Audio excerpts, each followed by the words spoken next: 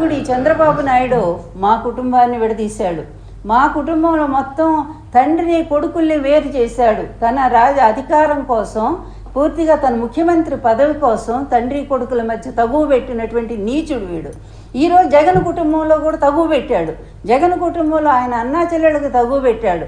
అలాగే ఆమె ఏదో మాట్లాడుతూ ఉంది, వివేకానంద కూతురు. వీళ్ళు ఎప్పుడో తెలుగుదేశం చంకెక్కారని అందరికీ తెలుసు, లోకమంతా తెలుసు. అమ్మా సునీతమ్మ, ఈరోజు మీరు కొత్తగా చెప్పేది ఏమీ లేదు. మీ భర్త తెలుగుదేశంతో అంటగాగుతున్నాడు అనేది అందరికీ తెలిసిన విషయమే. ఆ రోజు వివేకానంద గారిని కూడా రానియకుండా మీరు అడ్డుకొని ఆయన్ని కాంగ్రెస్ పార్టీలో ఉంచారు. విజయమ్మ గారి మీదే పోటీ చేసిన సంగతి తెలుసు. అయినా జగన్ గారు మంచి మనసుతో బాబాయ్ అని చెప్పి ఎమ్మెల్సీ ఇప్పిస్తే ఇదే తెలుగుదేశం వాళ్ళు అతన్ని ఓడించిన సంగతి ఇంకా తెలిసి కూడా కావాలని ఈరోజు మీరు పోటీ చేయడానికి తెలుగుదేశం మీకు సపోర్ట్ ఇస్తుందని చెప్తే, లేదా అతను డబ్బులు ఇస్తూ ఉంటే మీరు ఇష్టం వచ్చినట్టుగా ఈరోజు ఒక కుటుంబ సభ్యులయ్యి ఉండి కూడా జగన్మోహన్ రెడ్డి గారి మీద ఇలా మాట్లాడుతున్నారంటే సిగ్గుపడాలమ్మా, సిగ్గుపడాలి.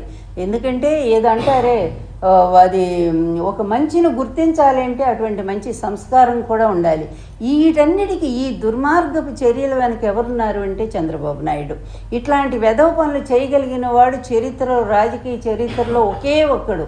వ్యవస్థల్ని మేనేజ్ చేయగలిగిన వాడు, న్యాయ వ్యవస్థ అయినా సరే, అదేవిధంగా ఈడీ అయినా సరే, సిబిఐ అయినా సరే, ఇంకా ఏ వ్యవస్థ అయినా సరే అతను తన మనుషులను పెట్టుకుంటాడు.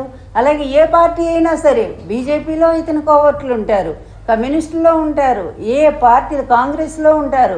ఇతను అన్ని పార్టీలు అవసరం కొద్ది పార్టీలన్నీ మార్చుకుంటూ ఉంటాడు. అవసరం కొద్ది అవకాశవాద పొత్తులు పెట్టుకుంటూ ఉంటాడు.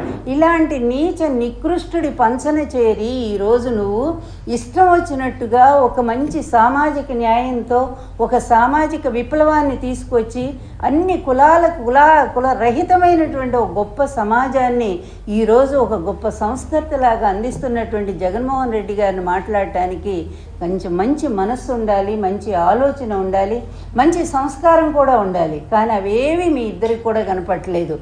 ఎంత ఒక రాజకీయ నాయకుడని నువ్వే చెప్పుకుంటా ఉన్నావు.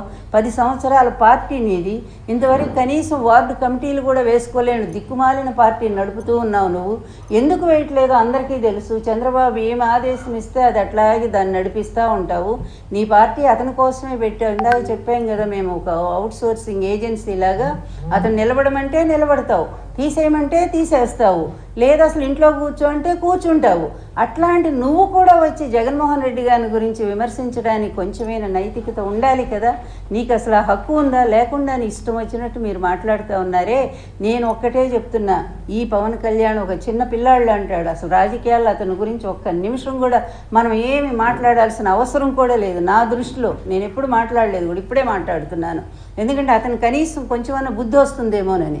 కానీ అసలైనటువంటి దొంగ, అసలైనటువంటి నీచుడు, అసలైనటువంటి నికృష్టపు రాజకీయాలను నడిపినటువంటి వాడు, ప్రజల్ని దోపిడీ చేసినటువంటి వాడు, ప్రజా వ్యవస్థల్ని మొత్తం కూడా అన్ని వ్యవస్థల్ని సర్వనాశనం చేసి ఈరోజు ప్రతిదీ కూడా ప్రక్షాళన చేసుకునేటువంటి పరిస్థితిలో ప్రతి వ్యవస్థ పడింది. న్యాయ వ్యవస్థ ఇప్పుడిప్పుడే తేరుకుంటా ఉంది.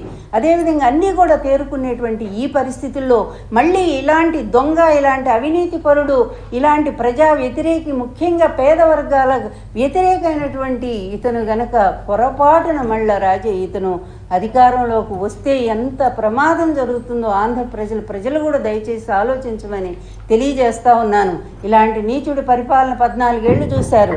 ఆంధ్రప్రదేశ్లో ఎక్కడైనా ఒక చిన్న ప్రాజెక్టు కానీ, ఒక అభివృద్ధి కార్యక్రమం కానీ ఎక్కడైనా ఇతని హయాంలో జరిగిందా? దయచేసి ప్రజలారా మీరు ఆలోచించండి. అదేవిధంగా 3 రాజధానులు అంటంలో కూడా ఆయన ఉద్దేశం ఒక్కటే, 3 ప్రాంతాలు ఒకేసారి డెవలప్ కావాలి.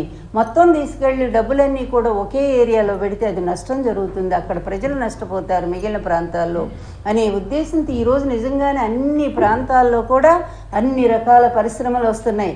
అభివృద్ధి లేదని అబద్ధాలు రాస్తారు. ఈనాడు ఒకడు, తర్వాత ఈ ఆంధ్రజ్యోతి ఒకడు.